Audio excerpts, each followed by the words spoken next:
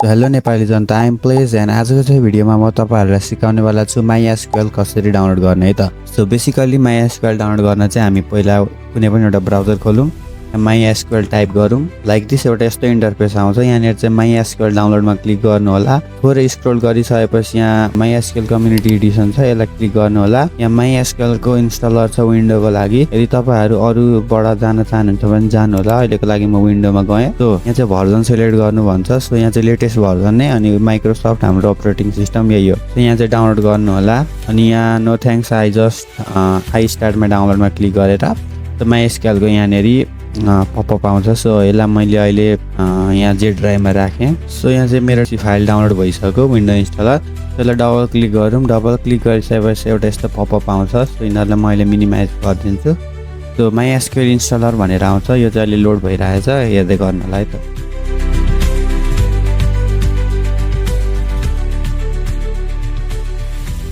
So यहाँ चाहिँ do you want to allow भनेको छ। यहाँनिर एसमा क्लिक गरौँ। एसमा क्लिक गरिसकेपछि MySQL इन्स्टल हुन सुरु हुन्छ। यहाँ फेरि एस गरौँ है त।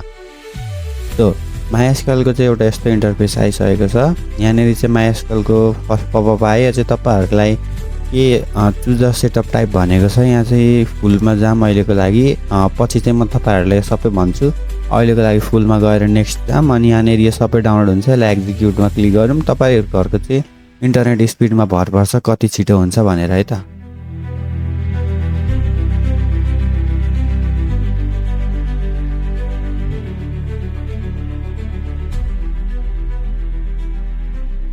सो यहाँ चाहिँ दुईवटा डाउनलोड भयो, अरू चाहिँ इरर भयो भनेपछि ब्याक जाने, फेरि नेक्स्ट जाने है। अनि अब यिनीहरू एक्जिक्युट गर्नु होला फेरि। अब यो डाउनलोड भयो, अब यिनीहरू फेरि डाउनलोड हुन्छ है त। सो तपाईँहरूको चाहिँ फेरि इरर आयो भने सेम प्रोसेस रिपिट गर्नु होला। मेरो चाहिँ अब दुईवटा भयो। अब वर्क बेन्च र MySQL को सर्भर बाँकी छ। अनि यो दुईवटा डाउनलोड भइसकेपछि चाहिँ हामी नेक्स्ट इन्टरफेसमा जानेछौँ।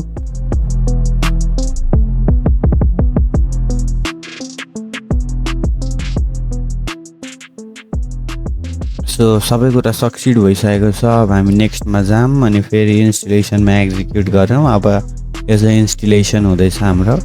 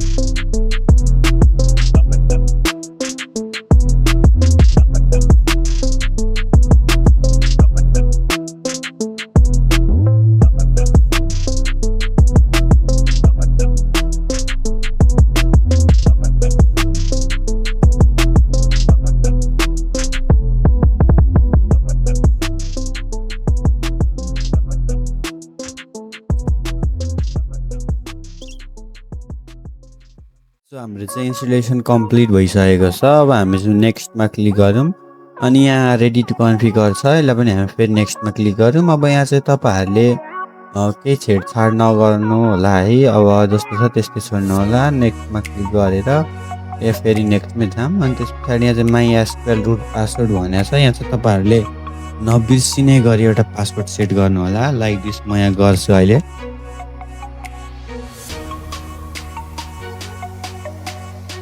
मैले पासवर्ड राखिसकेको छु। यो चाहिँ पासवर्ड रिपिट गर्नु भन्ने हो।